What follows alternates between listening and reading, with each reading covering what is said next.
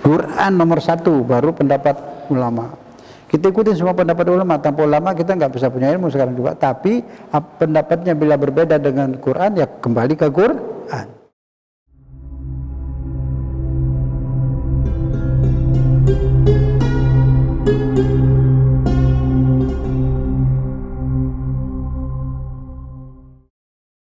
Bismillahirrahmanirrahim.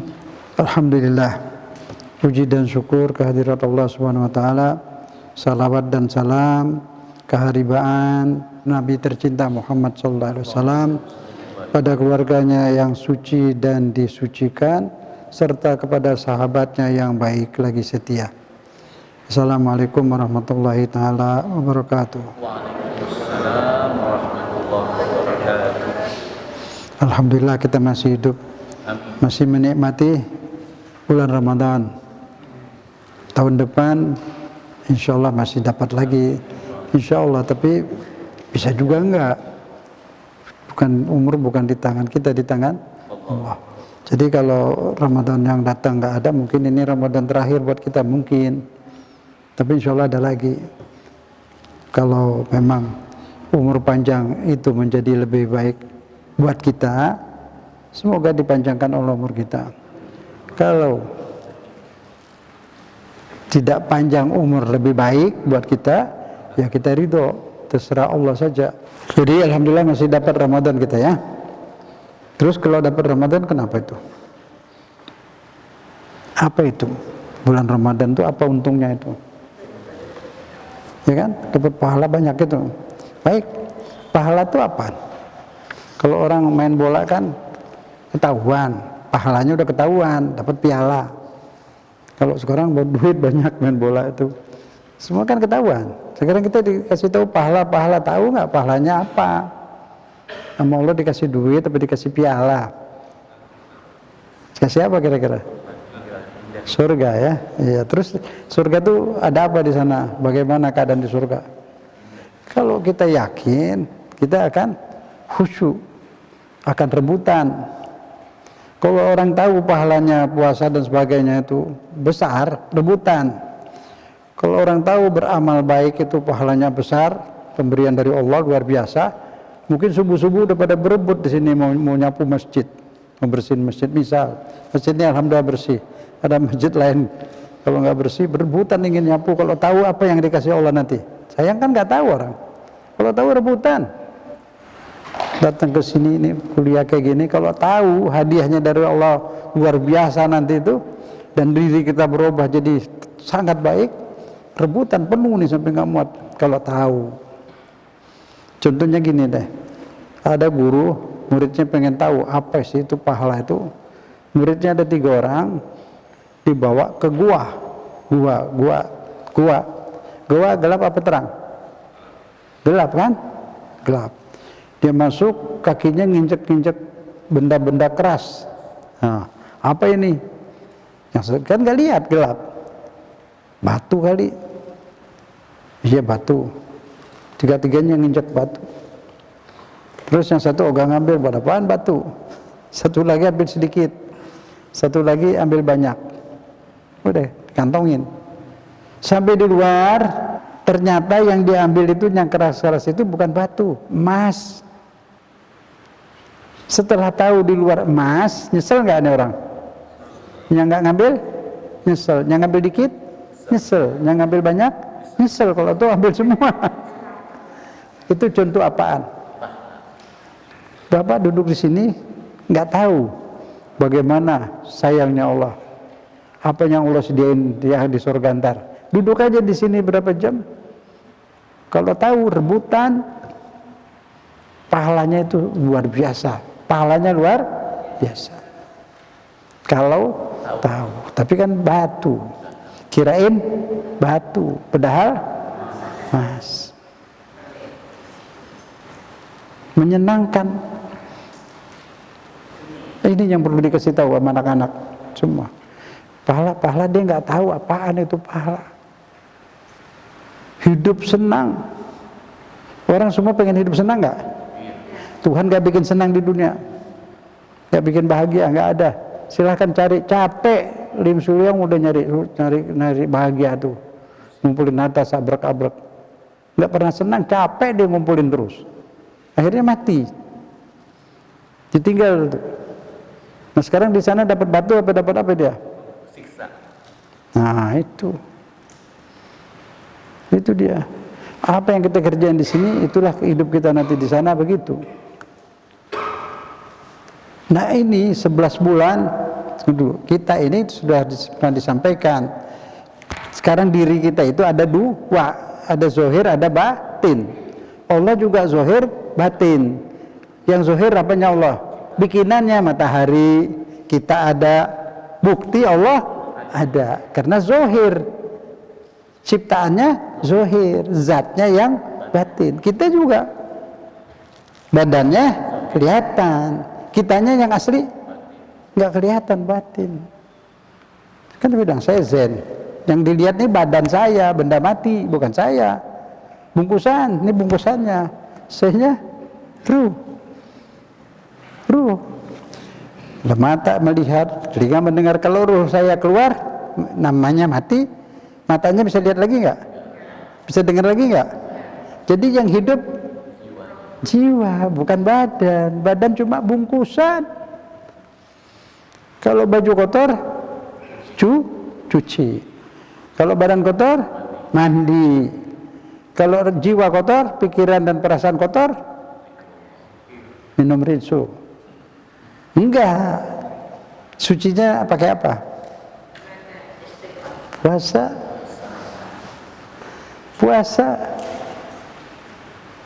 11 bulan kita jadi khadam hawa nafsu. Jadi pelayan hawa nafsu. Bersihin badan, bersihin baju, kasih makan badan, kasih makan baju. Kitanya yang di dalam lapar, haus, nggak dikasih makan.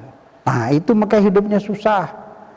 Sudah susah dia cari hiburan, beli mahal hiburan, konser apa macam, udah antri mahal lagi, ada yang darah jatuh, capek ngurusin badan, capek cari duit banyak-banyak buat ngurusin badan, pindah ke penjara 20 tahun, dikandangin kayak macan.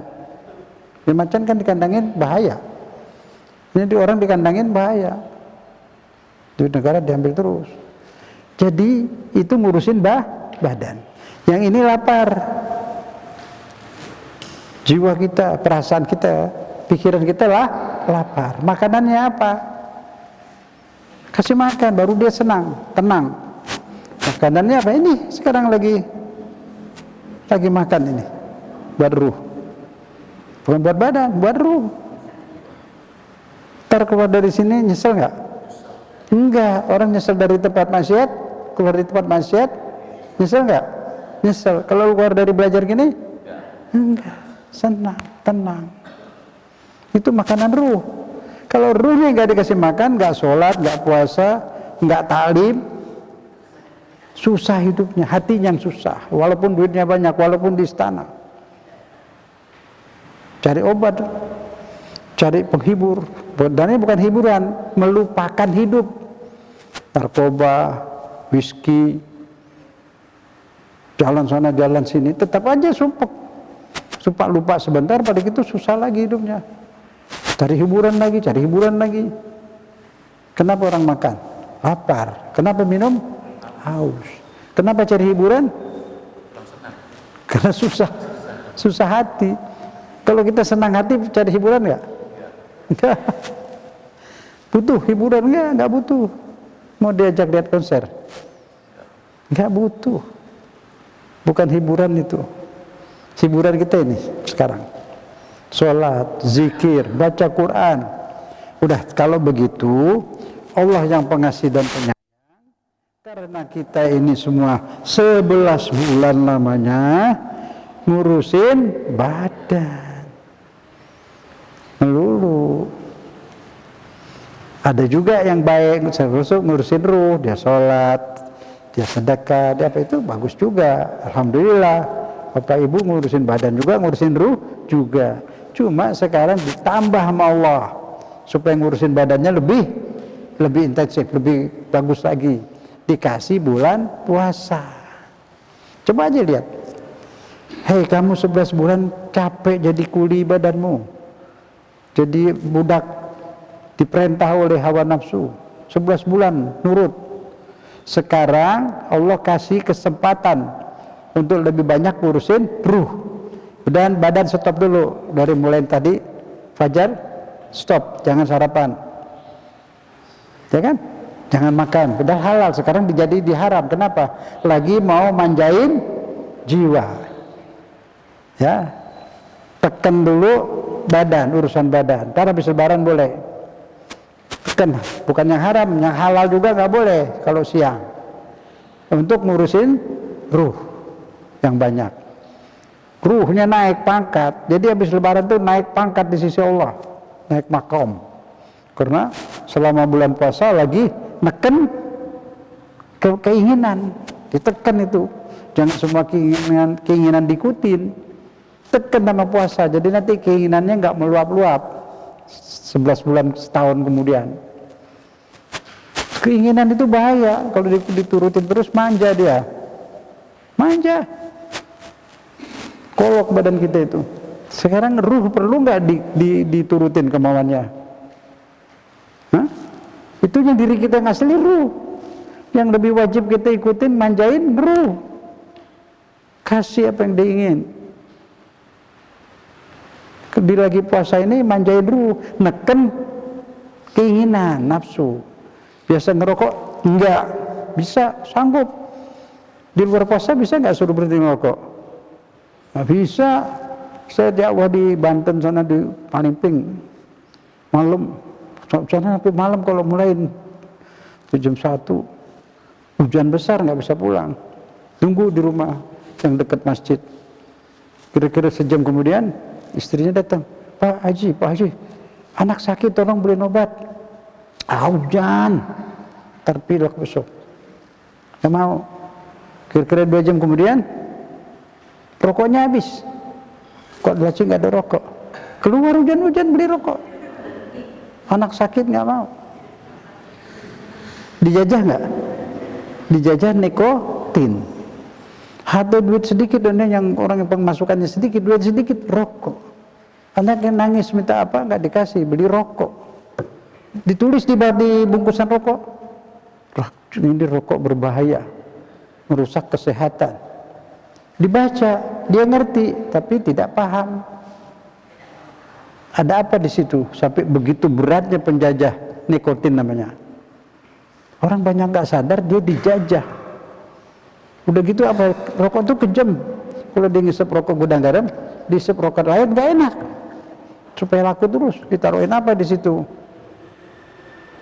Nah dia kaya raya, konglomerat tuh semua yang punya pabrik rokok. Nah yang ngerokok sakitan. Yang punya pabrik rokok ngerokok nggak? Anaknya ngerokok nggak? Yang ngerokok siapa?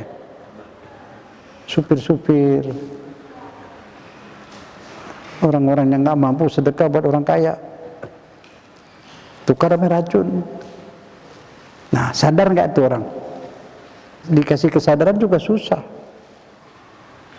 Nah alhamdulillah Bapak Ibu itu tidak seperti itu, tapi wajib nyadarin yang seperti itu.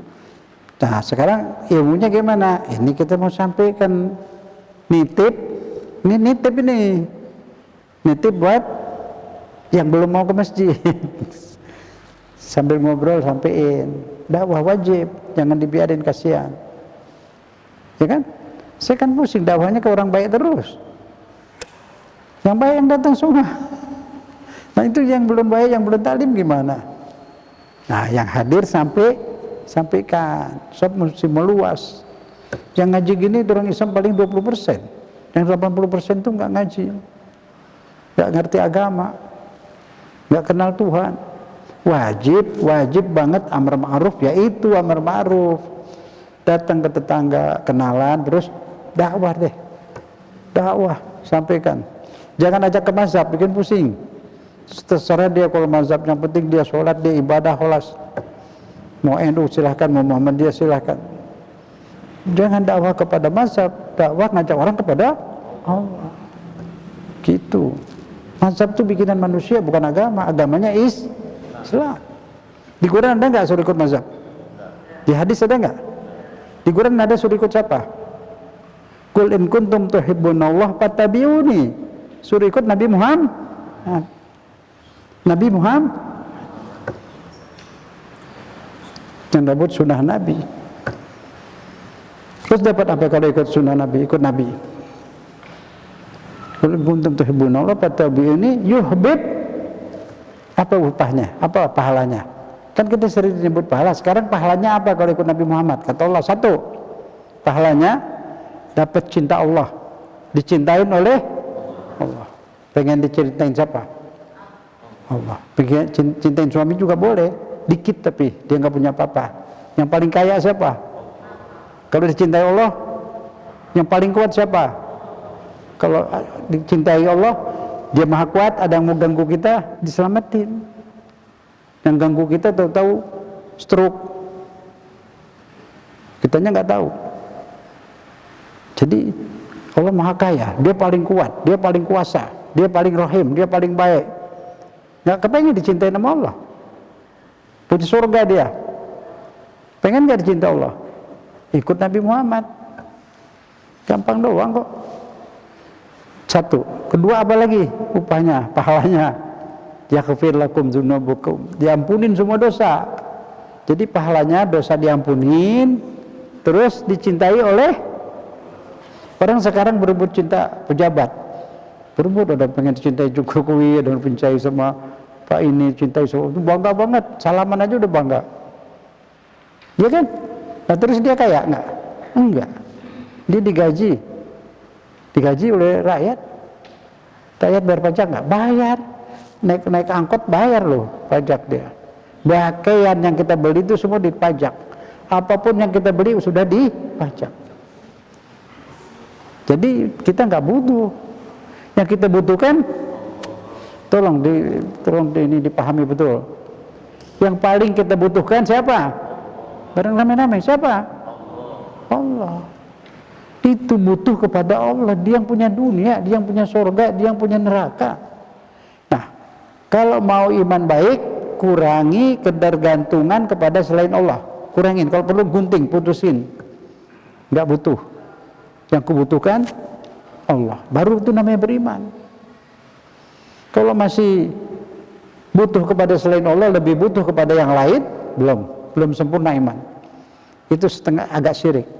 Jadi syirik itu bukan disalib, bukan di kuburan, bukan. Syirik itu adanya di otak kita, di perasaan kita. Siapa yang paling kita takuti?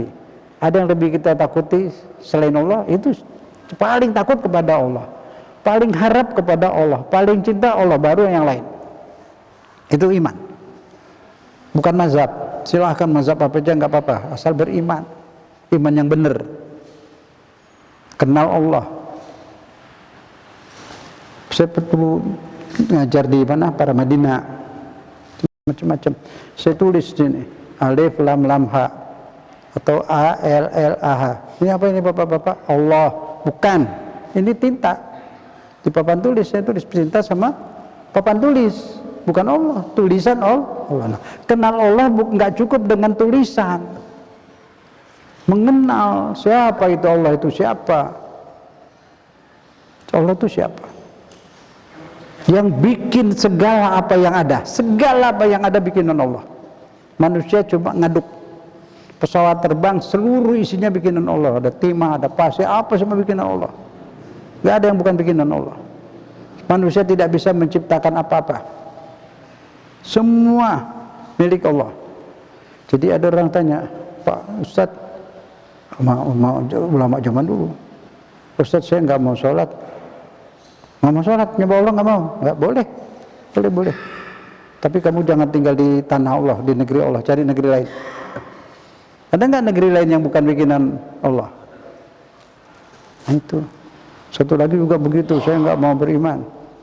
Boleh. Kamu jangan makan makanan bikinan Allah, cari makanan lain. Nggak ada. Semua bikinan Allah. Nah, jadi kalau begitu, yang paling kita cintai adalah Allah. Yang paling kita takuti Allah. Nah sudah, itu udah oke, udah ada semua itu. Nah sekarang begini,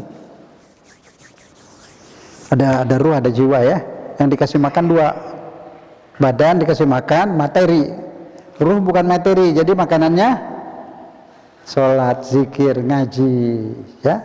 Baik. Sekarang kalau makan sayur, nasi segala macam, sayurnya nggak pakai garam, enak nggak? Berasa nggak? Supaya berasa dikasih cabai, sambal, garam, ya betul. Nah sekarang nyembah Allah. Tadi kita sholat subuh tadi, berasa nggak lagi ngadap Allah? Jawabnya dalam hati deh. Berasa nggak? Tanya sama diri sendiri, berasa nggak tadi? Kalau makan nggak berasa, mau nggak? Nggak mau. Kalau sholat nggak berasa? Nggak mau. Sholat itu kalau berasa senang. Ala bizikrillah tatmainul qulub. Sholat depan Allah, zikir itu paling tinggi, zikir itu sholat. Orang sholat yang pakai perasaan berasa keluar itu senang. Kekurangan kita umat Islam ini melakukan ibadah tanpa rasa atau kurang rasa. Yang sholat siapa? Tadi Ustaz Ali. Yang sholat itu badannya, enggak, badannya memperagakan. Yang sholat pikiran dan perasaan. Perasaan nyerah sama Allah, pasrah sama Allah, angkat tangan. Angkat tangan. Allahu Akbar, Allah Maha Besar, yang lain kecil. Nyerah pada Allah. Minta disayang. Sujud. Membesarkan Allah, pala ditaruh di bawah. Mau nggak sujud depan Pak Lurah? Hah? Ya dia yang tidak kaya, nggak punya apa-apa di sama kita. Yang kita butuhkan Allah, sujud di tanah. Di zaman Nabi sujud di tanah, belum ada ubin, belum ada karpet. Sekarang di sana tanah suci, Mekah Madinah tanah suci. Kalau pergi umroh haji ambil tanah, taruh di plastik, tanah suci. Kita bawa sini terus kita kasih air, terus kita keringin. Jadi kayak genteng gitu, terus kita pakai buat sholat, boleh nggak? Boleh, tanah suci kok. Boleh. Cuma tidak biasa, orang pada bengong nanti. Orang pada heran. Tuh kok dia nyembah batu, nyembah tanah, kata. Udah enggak, sujud tuh di atas tanah. Dia udah jadi ubin. Tanah juga boleh lah, semua udah jadi ubin. Udah jadi karpet dari tumbuhan dari tanah. Badan kita dari tanah. Sekarang gerak sholat itu semuanya geraknya badan. Badan memperagakan isi jati jiwa kita. Jadi yang sholat jiwa kita. Makanan ruh sholat tuh bukan kebutuhan Allah, kebutuhan kita. Kenapa? Allah sayang banget. Di surga dibikin itu tempat senang-senang. Orang di dunia ini semua nyari bahagia, nyari senang, betul apa enggak? Tapi banyak yang nggak dapat senang. Buktinya apa? Rumah sakit penuh. Rumah sakit stres juga penuh. Gak senang, kaya, pangkat, tetap aja stres. Kenapa? Jiwanya lapar, ruhnya itu lapar. Kalau dia taklim begini, dia ibadah pakai perasaan, tidak akan pernah susah. Walaupun tenggelam, walaupun ada bom di sana sini lagi perang, dia tenang. Ala bizikrillah, tahuilah dengan ingat Allah, tenang hati. Tenang, kan udah sholat kok masih nggak tenang? Sholatnya pakai perasaan apa enggak? Di situ masalahnya. Ngaji gini kalau nggak pakai perasaan, duduk aja, tapi pikirannya kemana-mana. Duduk aja dapat pahala, tapi paling nilainya 3. Tapi kalau pakai perasaan, ingat, sadar, tahu banget, itu 100. Kita ini semua udah baik, tinggal cari nilai. Masuk surga juga udah insya Allah. Tapi surga melati, kayak hotel yang 100.000 tuh. Jadi sudah insya Allah masuk surga, tinggal tinggikan pangkat. Insya Allah dapat hotel bintang 8 dengan amal. Enggak ada Ustaz, saya di bawah aja boleh. Sekarang ngomong gitu, kalau udah nyampe sana, tuh yang ngambil batu dari gua, dikit aja nggak ngambil. Setelah dilihat ternyata emas, Nyesel pengen banyak. Nah, sekarang bilang gitu, ntar kalau udah sampai di akhirat dia surga ini, surga itu, aduh kenapa dulu saya enggak banyak-banyak ibadah. Nah itu nyeselnya di sana. Sekarang anggap aja udah tahu ini emas, mau ambil banyak nggak kalau emas? Nah sekarang tahu yang namanya pahala itu lebih dari emas. Satu pengen banyak, ya banyak ini ibadah. Di sananya dapat banyak, pangkat tinggi. Bapak ibu ini udah sholat subuh gini, udah bagus, insya Allah udah oke, udah surga udah, tinggal naikin pangkat. Tapi kan nggak pernah dimuat di televisi ya. Pengen terkenal di sini, pengen. Dulu Pak Hatta terkenal nggak? Putin terkenal nggak? Tiap hari di TV, di majalah kan. Terus habis 3 tahun sebelum lengser dikata-katain. Sekarang mana itu puja-puji ya? Hilang. Dikatain mana? Hilang. Nggak ada gunanya di dunia ini. Dipuji orang, dikatain orang, sabodo amat. Di akhirat. Kalau Bapak Ibu rajin sholat subuh sampai di masjid, sholat lain pakai perasaan, Bapak Ibu di sana tuh terkenal. Di alam malakut. Lebih dari TV, ibu bapak kita nonton di sana. Lihat ini di alam mahsyar. Dilihat kita itu. Kalau dilihat lagi begitu di masjid girang banget dia. Dan dia dapat hidangan komisi dari anaknya. Karena dia ada andil mendidik. Itu kehadiran Allah.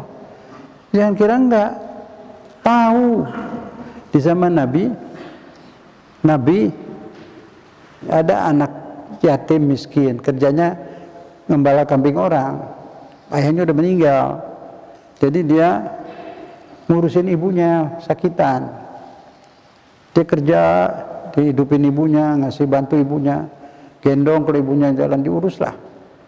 Dia di Yaman, Nabi di Madinah, tapi dia beriman kepada Allah, beriman sama Nabi, cinta kepada Nabi.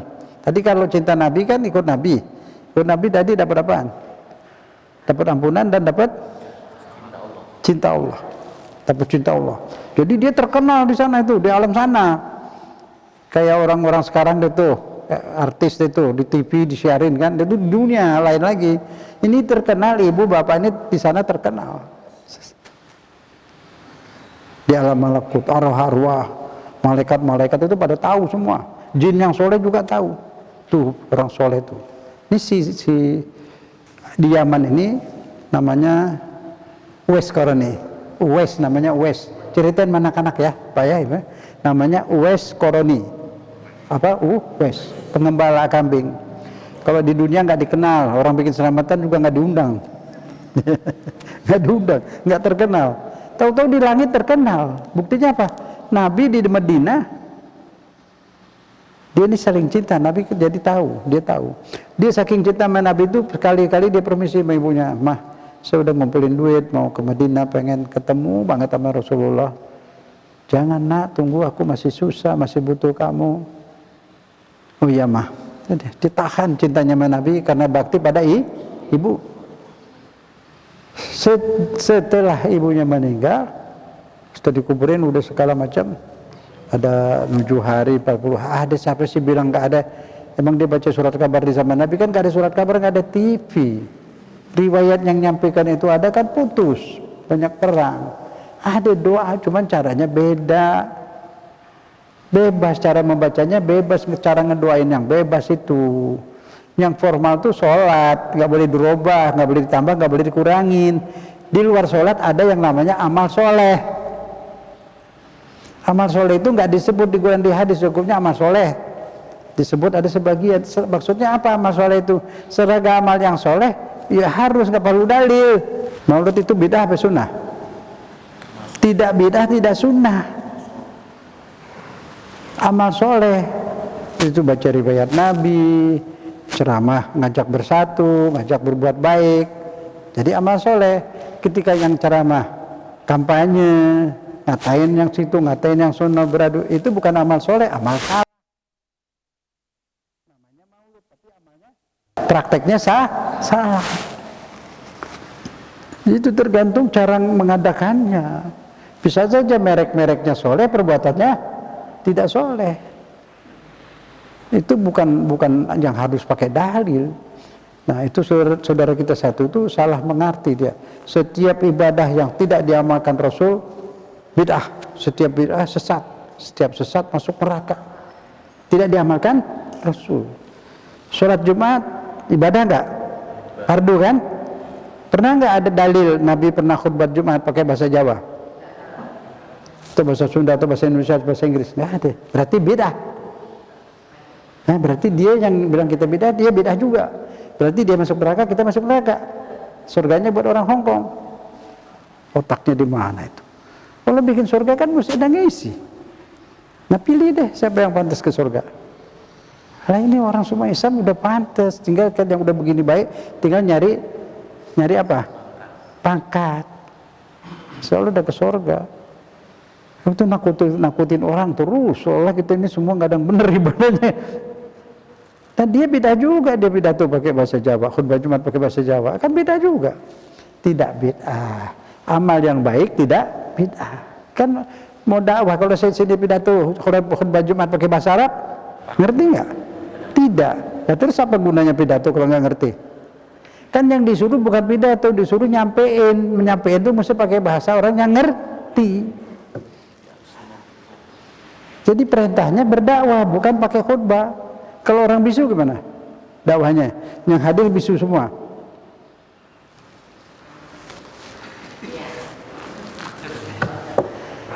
Orang menikah gimana nikah? Bisu, suaminya bisu, yang perempuannya bisu. Ijab kabulnya gimana? Itu yang luas tuh berpikir. Pakai isyarat. Yang penting dia ridho. Perempuan itu ridho.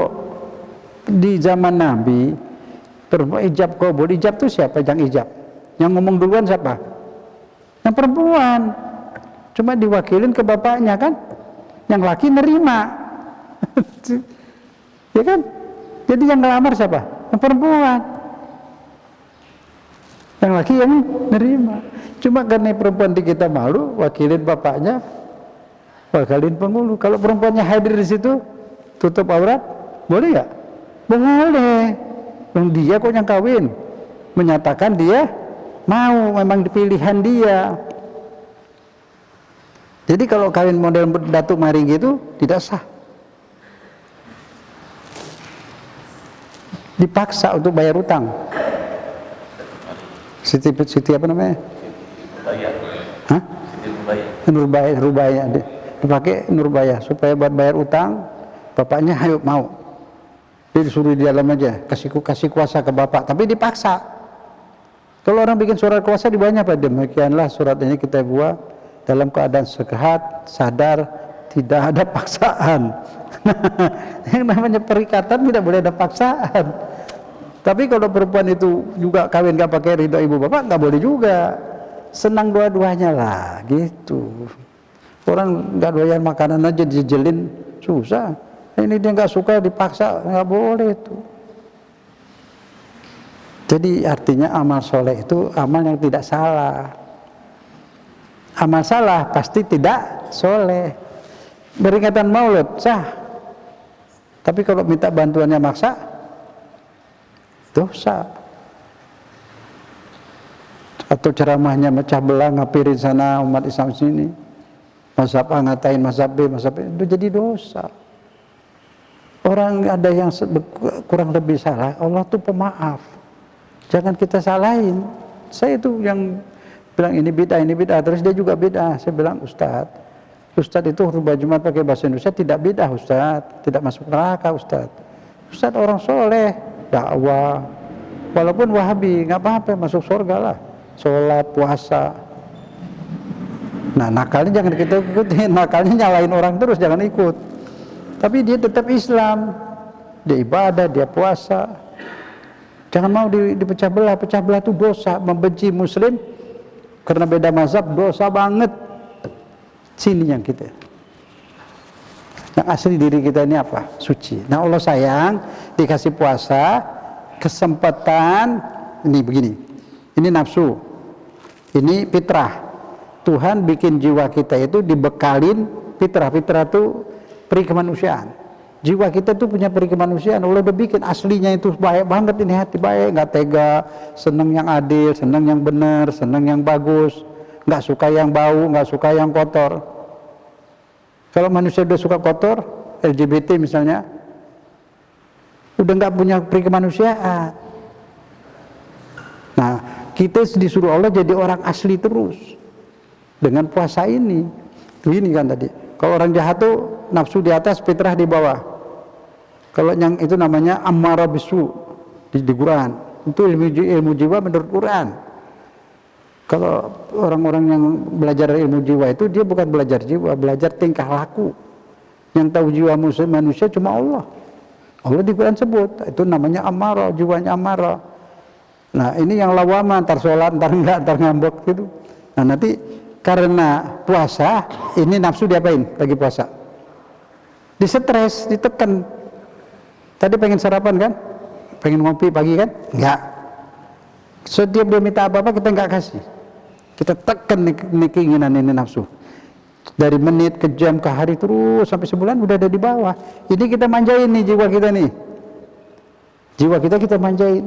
Pengen sholat, ayo. Pengen sholat sunnah lagi, ayo. Pengen sedekah, ayo. Kesian itu, ayo. Terus dimanjain. Selama sebulan balik asli kayak baru dilahirin bayi ibunya lagi. Kayak bayi lagi habis puasa sebulan itu. Udah dibersihin. Dilatih. Ini lagi latihan ini. Dimanjain mau ke masjid, datang. Tuh, buktinya tak lebih banyak lagi puasa nih. Banyakan kan? Tuh. Itu dia. Fitrah. Fitrah tuh kita turutin bikin senang. Jadi bersih. Habis bersih, apa namanya? Senang. Habis senang namanya apa? Lebar. Lebaran. Asalnya itu lebaran. Dadanya jadi lebar. Nggak cepat ngambek, nggak cepat tersinggung. Udah besar, hatinya udah besar. Senang, simbolnya senang. Senangnya makanya lebaran. Nah sekarang kalau orang udah berjiwa baik seperti itu, puasa ini, ibadah ini menyenangkan. Coba senang nggak? Sekarang duduk begini nih, nggak makan, nggak sarapan, tapi senang kan? Senang, enteng badan, karena kita sudah bebas dari penjajahan hawa nafsu. Udah bebasnya ngerokok, berhenti ngerokok, sarapan pagi enggak, tapi senang. Coba deh, kalau nggak puasa, nggak pakai sarapan, sakit perut ya? Yang mah kumat mahnya. Nah sekarang puasa nggak pakai sarapan, nggak apa-apa, siang nggak apa-apa. Itu berkahnya puasa. Badan tambah sehat, kata dokter. Itu kalau kita lapar itu ada apa namanya saya nggak tahu. Itu dia makan organ tubuh kita, kulit kita atau sel-sel kita yang udah mati itu dimakan. Jadi timbul sel baru. Jadi terus sebarang itu punya semangat baru segalanya. Itu dari kesehatan badan. Tapi yang penting dari itu kesehatan hati.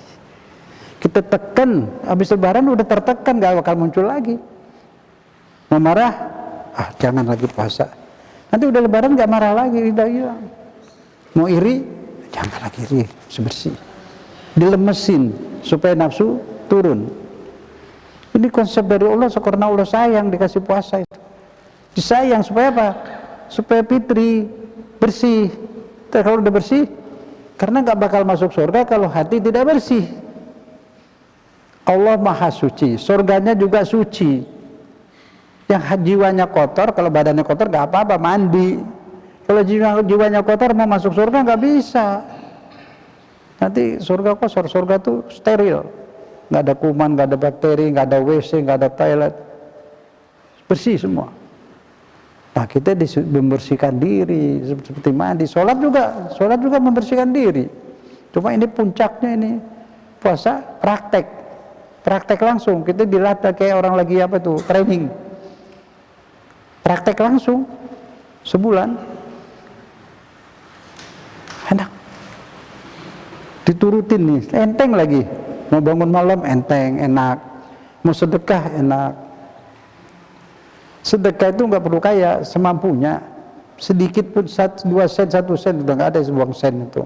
Serupiah. Itu di akhirat bukan batu, emas di sana nanti itu. Emas juga bukan emas beneran, kesenangan yang luar biasa.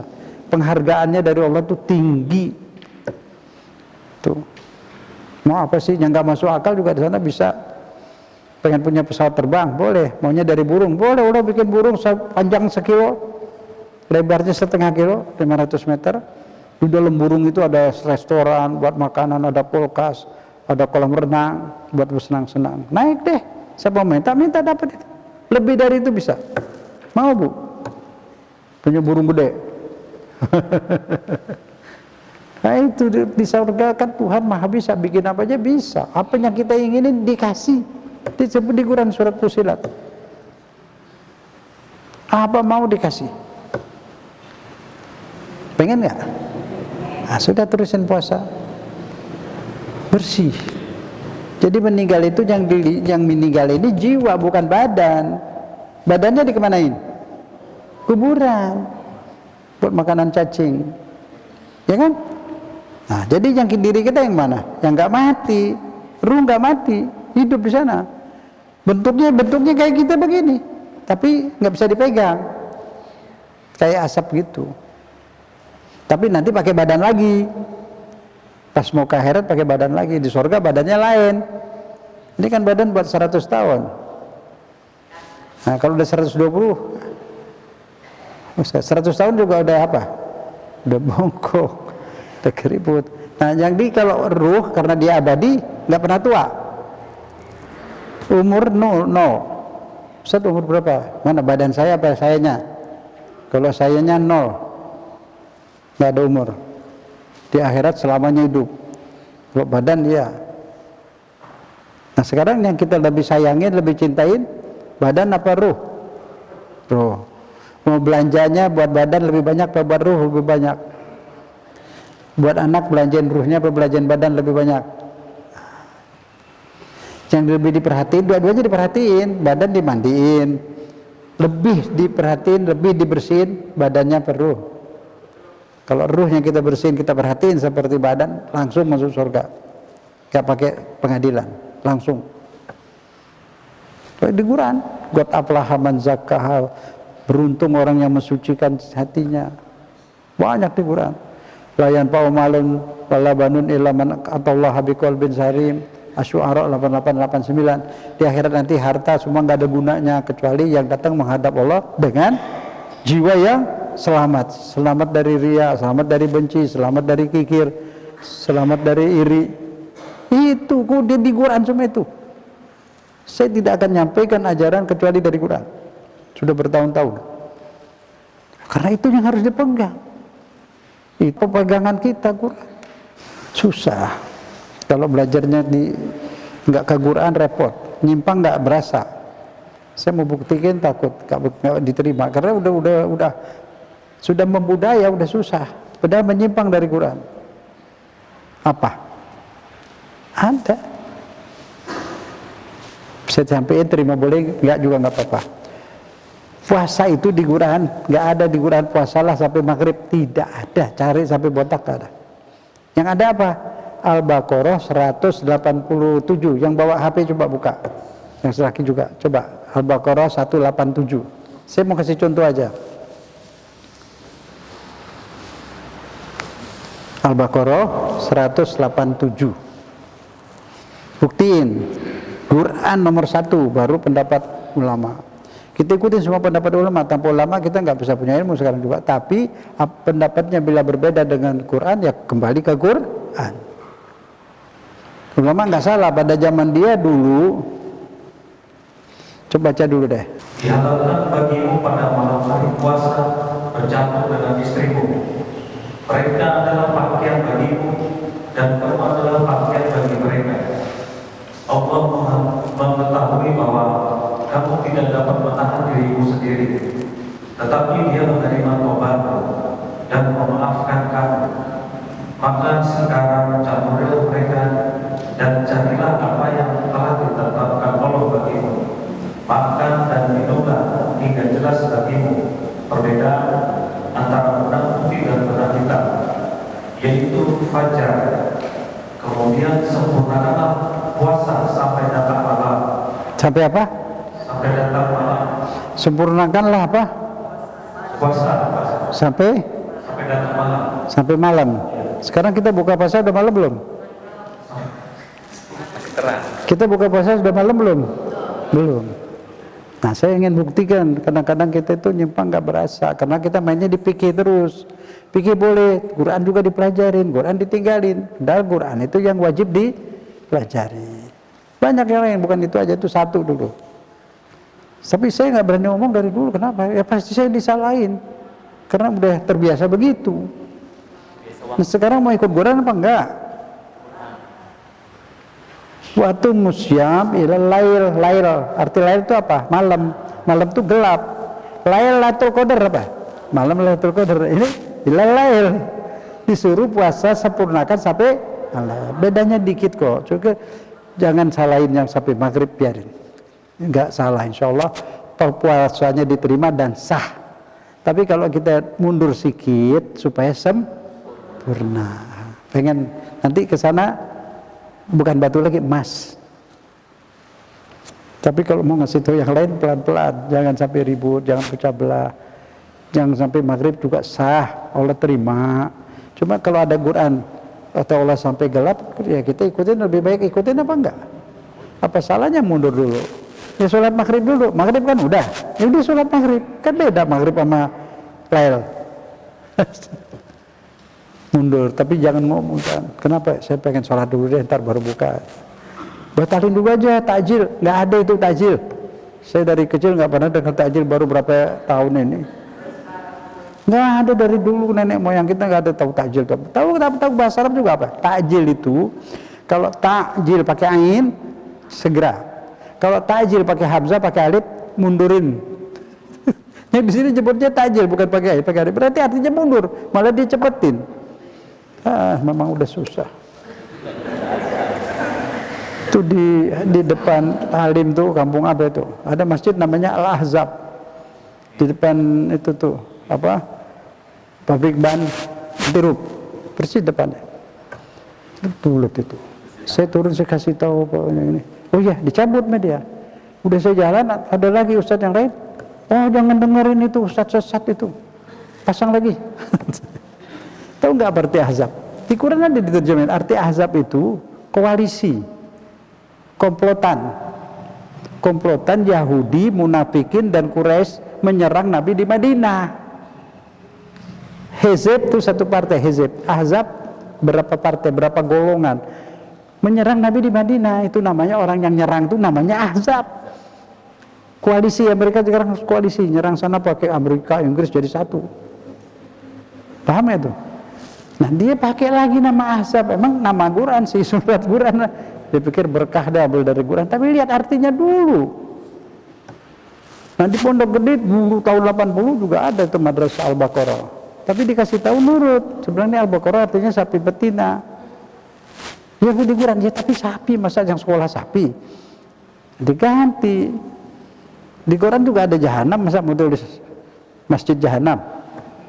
Ya enggak, pakai otak lah. Sampai sekarang masih namanya itu Al-Ahzab. Padahal dia orang baik, tapi namanya kumpulan penjahat. Arti Al-Ahzab itu kumpulan penjahat. Nah ini, pakai yang benar. Nah, makanya belajar.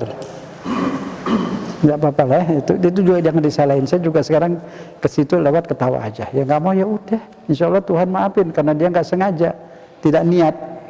Ya kan? Nah, dulu saya ngajar di SMA Cawang Muhammadiyah tuh, masih muda dulu, tahun 80-an. Enggak, masih 60-an. 65, 70. Ada namanya Samud itu raja jahat kayak Firaun. Jadi pulang dari Quran, bapak saya ambil. Dia emang di Quran ada Samud, wa Samuda Samud. Saya ganti sudah Abdus Somad. Kan dekat Samud Somad. Nah itu, jadi kan mesti ngerti. Ya, Samud namanya. Banyak.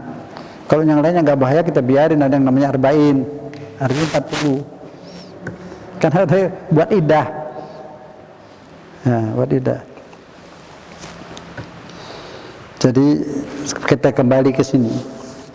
Raga ada jiwa. Kita terdiri dari dua, raga dan jiwa. Raga itu apa? Ya badan ini.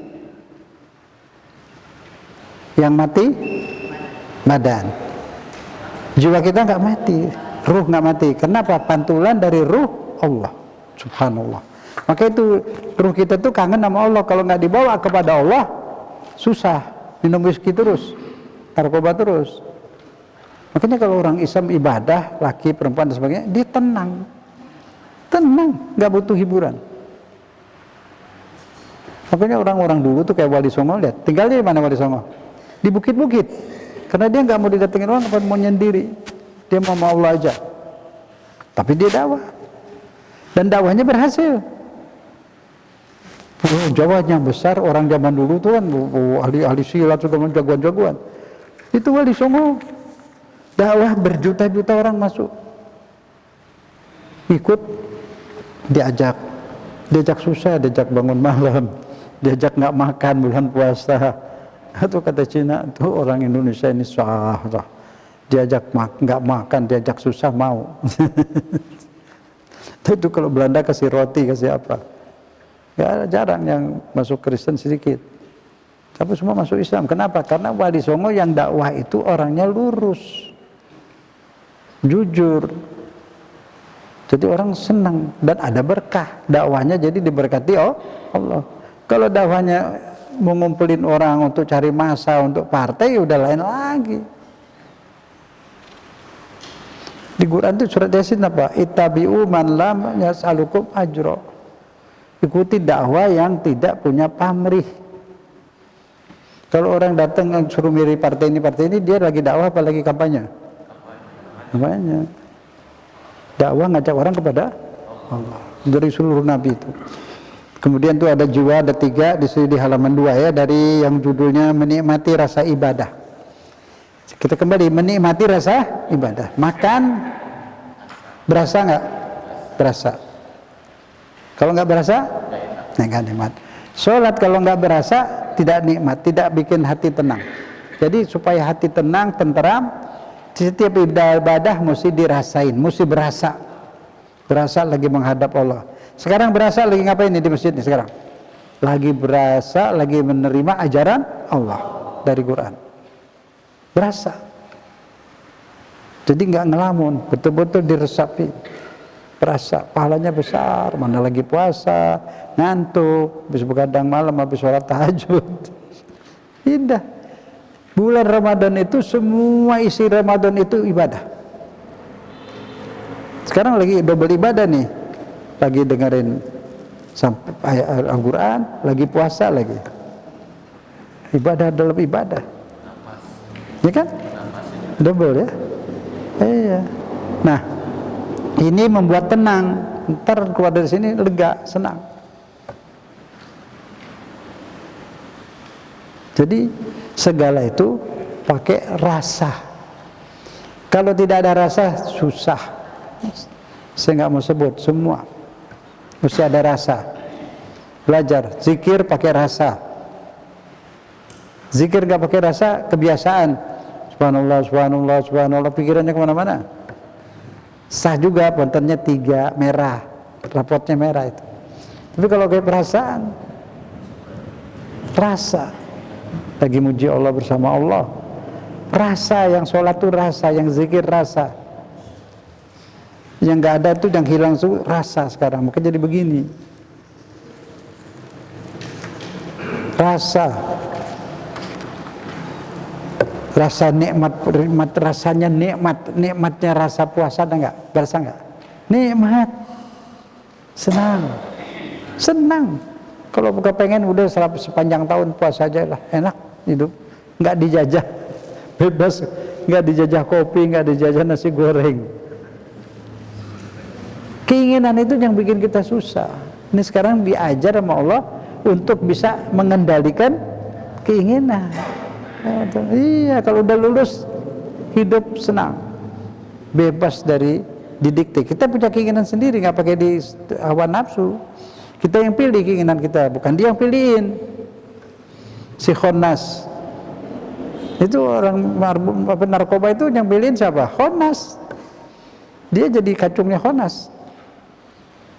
Dia tahu rokok racun, dia tahu narkoba racun. Kalau lagi sadar dia nyesel. Tadi kenapa mau? Didikte sama si Khonas minal jinnati wan nas. Oke. Rasain nikmatnya puasa, rasain. Sekarang lagi puasa nih, rasain. Enak nggak? Tenang. Nggak disuruh begini, ada bisikan ini, ada. Nggak ada, khalas. Begini aja terus, suci. Sebulan suci, kalau meninggal langsung masuk surga, nggak pakai dipengadilin lagi. Itu lagi mensucikan jiwa, mensucikan ruh kita, lagi mandiin ruh. Nikmat. Badan dimandiin enak kan? Baju dimandiin bersih. Ruh lagi dimandiin, senang nggak? Senang. Jadi puasa ini menyenangkan. Nggak boleh, jangan merengut. Puasa bikin senang. Lebih daripada pesta badan, pesta kuping dengar musik-musik. Ini pesta ruh. Ruh kita pesta dengan zikir. Bangun malam, sedapatnya berapa rakaat? Quran, dibaca Quran. Kalau bisa tuh berhentinya setiap akhir. Berhentinya mesti di akhir surat. Kalau nggak sempat, akhir paling bawah. Pas mau pindah halaman, nah itu berhenti. Jadi tahu nih halamannya. Nanti nyambungnya dari atas sini. Nah jadi ntar berhentinya di akhir sini. Gitu. Wali-wali Songo itu tinggal di bukit. Banyak. Ada lagi orang di kamar nggak keluar 15 tahun. Dia zikir. Tenang dia, senang. Kalau enggak dia keluar nggak betah. Orang di penjara kan nggak betah. Dia menjarain dirinya di kamar. Habib Abu Bakar Gresik tuh, 15 tahun. Dipaksa keluar sama Habib Muhammad Al-Muhdor. Ya, sama Habib Muhammad Al-Habsyi. Di Ampel, kuburannya di Ampel tuh. 15 tahun dia ibadah di kamarnya. Senang dia. Tapi dikeluarin. Emang harus lebih baik? Tidak. Keluar sebentar bolehlah. Kalau sepanjangnya nggak boleh. Karena kita hidup harus bermanfaat. Tapi dia waktu itu karena zaman Belanda ya, mungkin dia pikir begitu aja deh. Harus manfaat hidup kita, itu pahalanya lebih besar. Tapi orang yang begitu ibadah tahun-tahun di kamarnya, sama yang berjuang, berdakwah, lebih besar. Dakwah itu nggak bisa jadi ustadz, sama anak-anak, sama famili, sama keluarga, sama tetangga, dakwah. Ngajak orang juga hadir, dakwah setiap dia hadir dapat pahala. Pokoknya perbuatan baik yang diri kita bermanfaat untuk orang banyak. Wal asri innal insana lafi husrin, manusia semua rugi kecuali yang beriman dan beramal. Amal soleh itu apa? Amal yang bermanfaat buat orang banyak, buat diri kita, buat keluarga, buat tetangga, buat orang. Besar nanti lihat dah di akhirat pahalanya itu apa. Itu pahala itu kita nggak tahu pahala itu apa. Kayak kita orang masuk gua gelap dikarein batu padahal emas. Kita kirain pahala ya gitulah. Lain. 1 detik aja pahalanya apa di akhirat nanti itu. Allah yang menilai, Allah yang memberi. Dan kesolehan itu nggak perlu di dunia orang lihat, nggak ada gunanya. Nggak ada pangkat dari manusia, pujian manusia nggak ada guna. Antara kita dengan Allah. Jangan sekali berdandan mikirin orang. Beramal mikirin orang. Emang orang mau ngasih apa? Kalau kita bergantung situ selalu mikirin orang, ibadah kita nggak ikhlas dan kita tidak jadi tenang. Kita lagi sholat terus ada orang, kita robah lagi supaya kelihatan lebih khusyuk. Lah kita lagi nyembah orang bukan nyembah Allah. Jelas ya? Poloskan hati hanya kepada Allah. Itu tauhid. La ilaha illallah. Tidak ada yang kutuhankan hanya Allah. Aku tidak perlu puji orang, tidak perlu puji manusia, tidak perlu balasan dari orang. Ya Allah. Ya itu iman. La, ditidakkan semua ditidakkan. Hanya Allah, fokus pada Allah. Iyyaka na'budu, apa artinya? Hanya engkau yang kutuhankan. Wa iyyaka nasta'in, hanya engkau yang aku harapkan. Tempat mengadu, tempat meminta, tempat merintih, tempat curhat, hanya Allah. Itu. Nah itu halaman 4 tuh. Ala bizikrillah tatmainul qulub. Dipelajari ya, kayak orang kuliah lah ya. Jangan nanti sampai di rumah kertasnya dibuang. Pelajari terus, kuliah. Siapa bilang nggak sempat belajar itu biar di kuliah juga. Kalau nggak serius nggak tahu apa-apa. Banyak sarjana bodoh banyak tuh. Mahasiswa saya itu banyak yang bodoh, yang pintar juga banyak. Jadi kalau dia serius, masuk pinter. Bapak-bapak ibu bisa mengerti Islam. Jadi ustadz menjadi kiai juga bisa. Belajar ini dipelajari ya, sama. Di kuliah juga sedikit, 1 semester cuma 12 kali ketemu. Kadang bolos lagi, paling 7. Isinya paling berapa? Dikit, ini banyak. Terus biar kata sebulan dipelajari coba. Dibaca lagi sampai paham. Apalagi apalin yang pendek-pendek. Ala bizikrillah tatmainnul qulub. Itu waktu tahlil dibaca ini. Dengan ingat Allah hati tenang. Kita nggak perlu ekstasi, ini udah ekstasi, zikir Allah. Terus halaman 5, ibadah itu akhlak. Akhlak itu ibadah. Kita baik sama orang, santun sama orang, itu ibadah kelas tinggi. Itu ibadah banyak yang hubungan dengan Allah tuh hubungan sama manusianya kasar. Ya bagaimana itu? Kurang nilainya. Sah tapi kurang. Jadi ini ibadah, berakhlak itu ibadah. Apa sih berakhlak itu?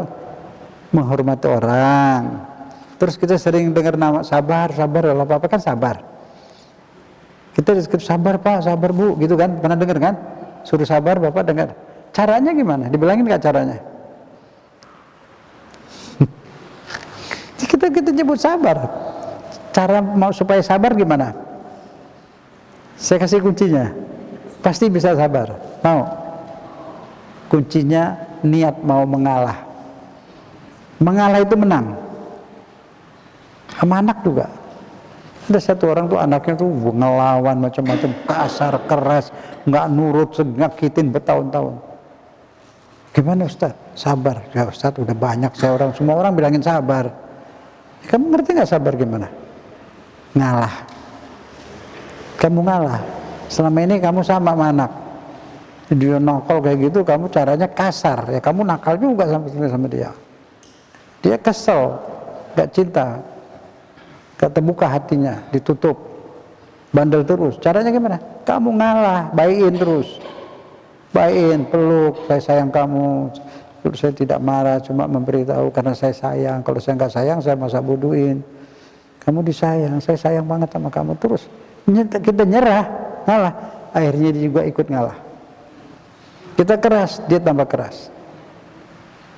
Ngalah, terus dia tobat, baik jadi biasa.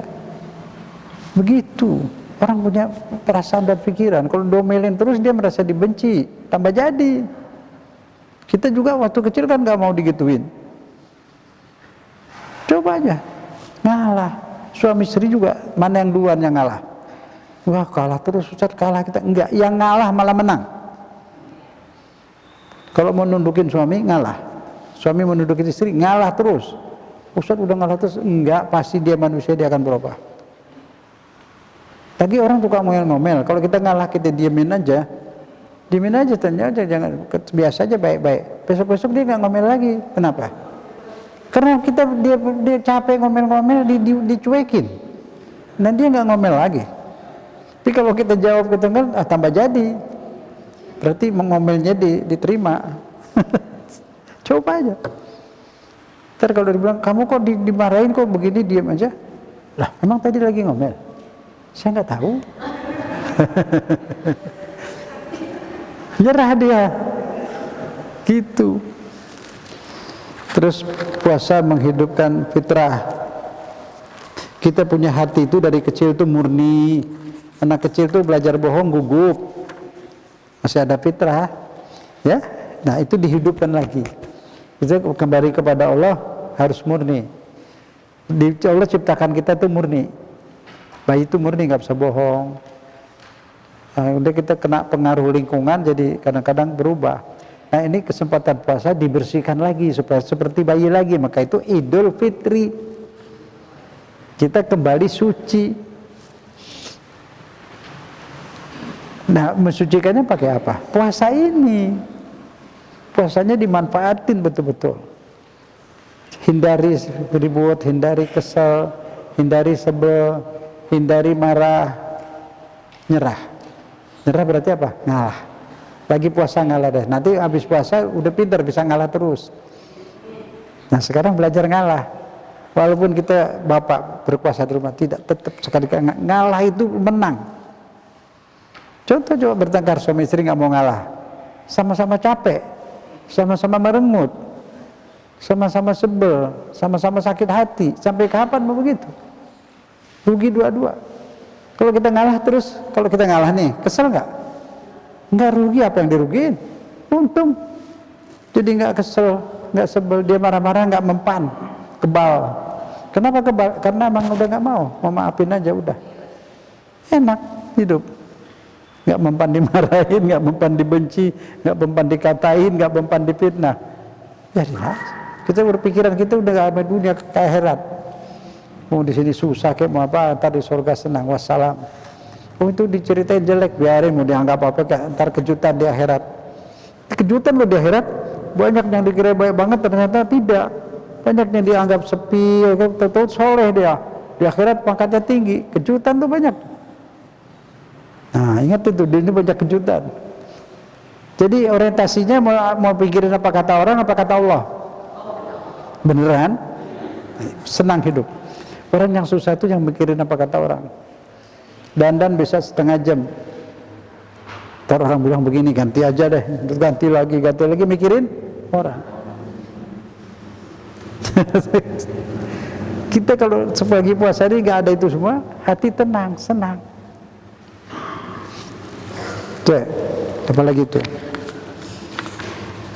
Di halaman 7, innalillahi wa inna ilaihi raji'un. Pasti kita kembali kepada Allah. Raji'un. Raji'un bawa apa ke Allah?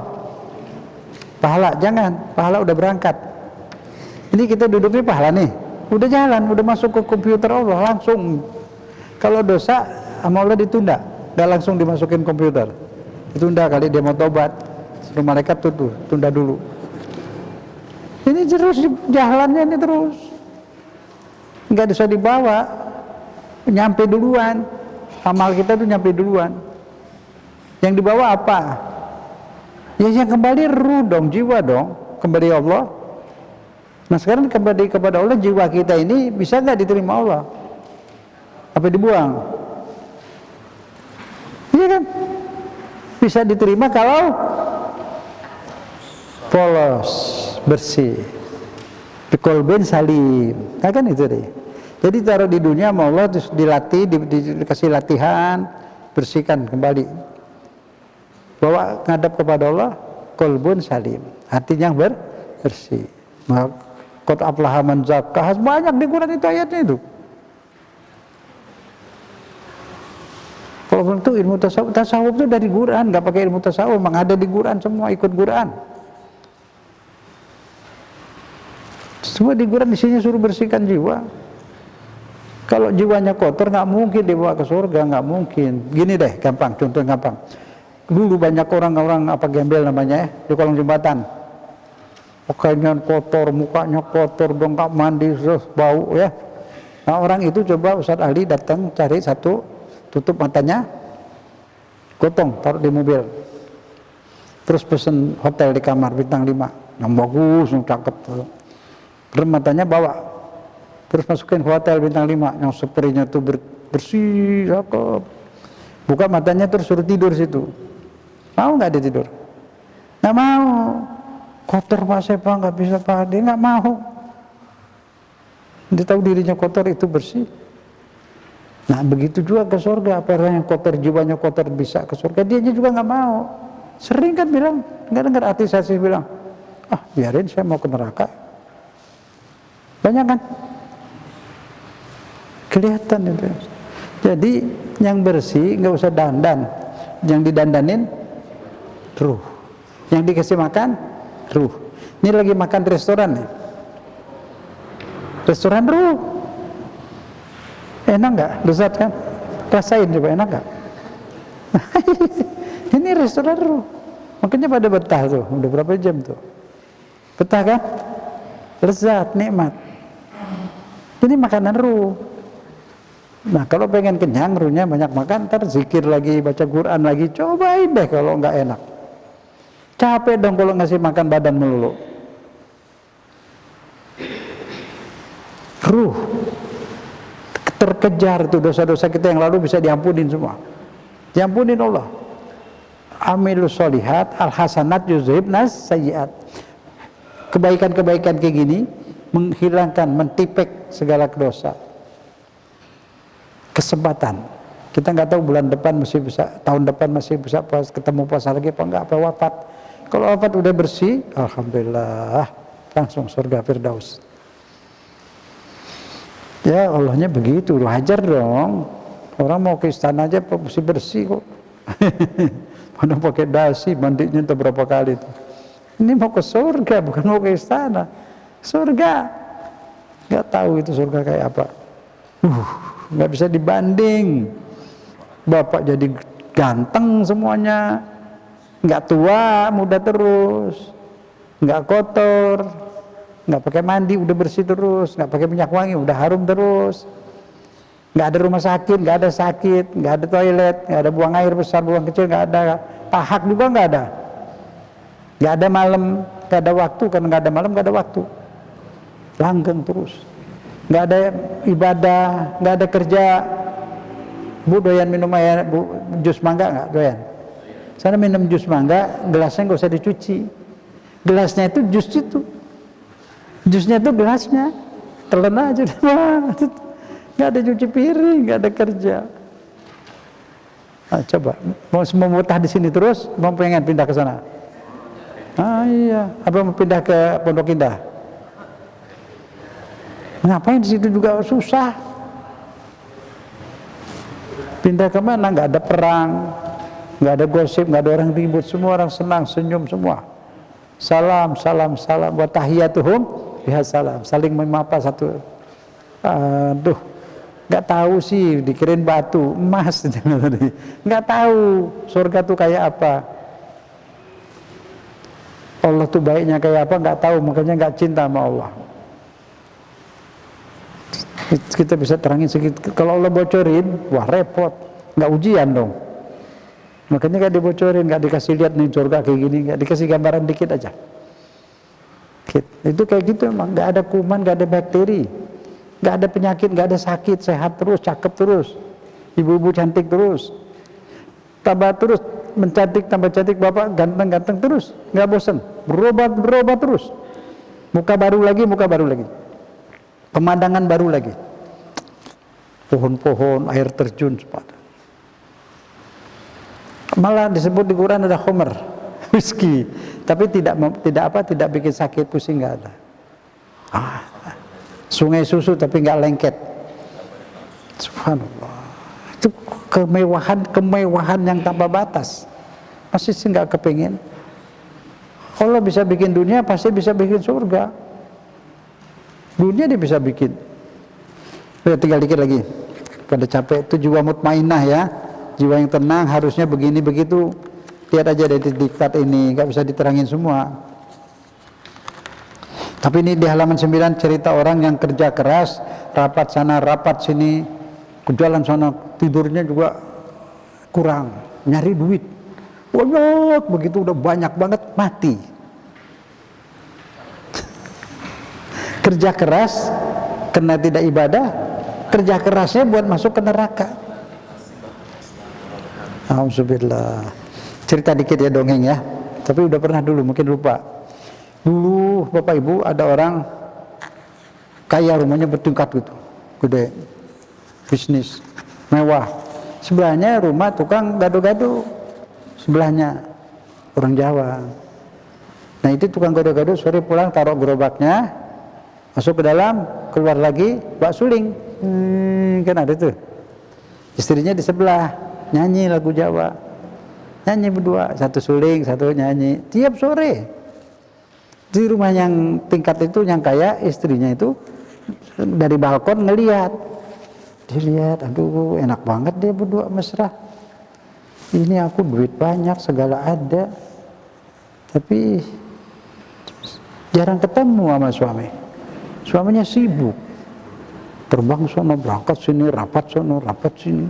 Pulang ke rumah bawa HP, baru dikit lagi, halo, baru bilang apa, dulu lagi telepon. Gak sempat ketemu sama istrinya. Terus ini bilang, Pak, hidup kayak dia ngapain itu Pak, duitnya dikit tapi senang berduaan tuh, satu nyanyi, satu nyuling. Oh itu gampang. Besok suaminya kasih duit 3 ikat 10 ribuan, 100 ribuan. Dia bilang sama tetangga, kasihan kasih modal. Dikasih ke tukang gado-gado, duit 30 juta tuh. Besok nggak kedengaran suling. Hilang, nggak ada yang nyanyi lagi, nggak ada suling lagi. Terus si istrinya penasaran, ada apa itu nggak nyuling lagi? Dia turun pelan-pelan, dia intip, didengerin. Lagi berunding, modalnya dagang apa? Yang satu bilang ini, oh nggak bisa itu, ntar bangkrut. Kemudian ini, ntar kalau nggak laku basi. Jadi tiap hari berunding aja terus tuh. Hilang sulingnya udah. Kemudian apa itu, istri yang kaya tuh situ. Terus ini istrinya sadar, mas, sudah seminggu nggak suling lagi, kita jadi berantem terus gara-gara duit tuh, pulangin aja deh. Pulangin, udah pulangin, istri kasih suaminya. Nah tuh, baru segini udah ribut terus, bagaimana aku yang begini banyak. Emang iya, dia nggak sempat nikmatin punya villa keren di puncak, jarang ke sana, nggak ada waktu. Yang nikmatin siapa? Yang jaga di situ. Dia yang tidur situ, suami istri sama anaknya, dibawain beras, dibawain segala keperluan dia. Dia yang senang. Beneran dia mau ke sana, mana macet. Artinya apa? Senang bukan di harta, bukan di benda. Itu penting, wajib, harus cari uang banyak-banyak supaya masa depan, hari tua, hari depan anak-anak cari nafkah, tapi tidak dicintain. Jadi kalau konglomerat juga boleh, tapi ada waktu untuk ibadah. Cari uang banyak-banyak buat hari tua, nanti jompo, perlu obat, perlu segala macam. Buat anak, tinggalin kalau perlu sedikit rumah atau tanah, jangan sampai tidak. Ilmu, kasih ilmu dia bisa cari uang, dia bisa dipimpin hidup. Kalau harta juga repot. Kasih kail, bukan kasih ikan. Kasih ikan kalau lama-lama busuk. Kalau kasih kail, dia dapatkan hidup terus. Nah, artinya kasih ilmu, sekolahin. Ilmu itulah yang bisa dia cari uang, bisa dia pergi haji. Sekolahin lah semua, sekolahin biar orang Islam itu juga maju. Ya, sekolah apa saja, sekolah agama juga nggak apa-apa. Nggak ada ustadz yang miskin, alhamdulillah rezekinya banyak, kalau jamin lah. Ada ustadz yang usaha, dia dagang, dia apa, ya alhamdulillah. Dia nggak ini lagi, nggak ambil lagi dari masyarakat. Alhamdulillah bisa. Tapi kalau dia nggak ada, ya memang masyarakat nggak pakai dibilangin juga pada memberi. Tapi kalau ustadznya sudah cukup, ya enggak ya. Jadi artinya mau jadi dokter boleh, mau jadi apa, yang penting soleh. Mau insinyur, mau apa, silahkan, nggak ada masalah. Tapi jangan dicintai. Itu semua di dunia ini untuk kepentingan tubuh. Tapi yang perlu kita bersihkan jiwa, hati, buang dendam, buang benci, maafin. Enggak rugi, untung Allah bakal ganti. Kita maafin hambanya, kita dapat ampunan, dapat pahala, tidak ada dibenci, hati kita tenang. Kalau kita nggak maafin, kita kesel, kita benci, capek sendiri. Dia juga nggak sadar. Orang tuh sadar kalau dibaikin. Namanya juga manusia. Suami bisa sadar dibaikin, istri bisa sadar dibaikin. Jangan pakai cara kekerasan, tambah hancur. Insya Allah. Ya, nanti habis buka puasa baik-baikan deh. Nah, ini ibadah sepanjang Ramadan itu waktu ibadah. Jadi ibadahnya tidak dibatasi, mesti yang ada dalil. Bahlul amat, mesti ada dalil. Hidup ini ibadah. Jadi ada ibadah yang mesti pakai dalil, ada aturannya, ibadah yang wajib. Pada jamnya, ada waktunya, ada caranya. Terikat dengan waktu, terikat cara, terikat syarat. Sholat, puasa, semua itu yang wajib. Kalau yang amal bebas, amal soleh, bebas. Yang penting soleh. Nah, mana soleh, mana salah, akal tahu nggak? Tahu, dikasih akal mau lo buat apaan? Dia kan tahu mana soleh, mana salah. Nggak pakai dalil. Yang pakai dalil yang fardu. Fardu, banyak fardu. Fardu ada fardu ain, ada fardu kifayah. Fardu ain setiap orang, fardu kifayah kalau dikerjakan oleh sebagian masyarakat, apa misalnya? Jenazah. Jenazah itu kewajiban masyarakat satu RT atau satu RW, bukan kewajiban yang punya rumah. Di gue nih hukumnya begitu. Jadi kalau bisa ada masjid tuh kita pimpin. Jadi di situ ada dana dari zakat dari apa disimpan. Ini ada biaya buat kematian. Yang mau kaya, yang miskin diatur sama masjid. Kapannya tuh orang kaya dia mau nyumbang ke situ boleh buat kas. Tapi nanti kan orang yang nggak mampu semua dapat dari masjid. Tahlil, ongkos tahlilnya semua. Ongkos tahlil. Biarin dibahas tahlilnya nggak apa-apa, tapi jangan dibebankan kepada keluarga, apalagi keluarga nggak mampu. Itu jadi dari masjid, dari kapannya udah disediain semua di situ, wow, semua ada lengkap. Baru itu Islam yang bersaudara, bersatu, begitu. Boleh tahlil nggak apa-apa, tapi yang masak dari masjid. Sebab Nabi itu ada waktu Ja'far saudaranya Sayyidina Ali itu meninggal, kata Nabi bikin makanan buat keluarga Ja'far karena mereka sedang berduka. Jadi yang berduka itu jangan sibuk masak. Ada tetangga saya itu miskin, pagernya aja bolong, miskin banget, wafat. Suaminya, istrinya udah tua, nggak ada duit sana sini. Saya tuh nggak tahu. Dia pinjam duit sama rentenir buat tahlilan, buat jenazah. Nah itu kan kayaknya kita tuh kejam banget gitu. Mesti tetangga yang urusin, itu fardu kifayah. Nah daripada sibuk di panitia di masjid atau RW urus, itu kan kewajiban Islam. Makanya fardu kifayah dibebankan tuh kepada masyarakat sekitar, bukan kepada yang punya rumah.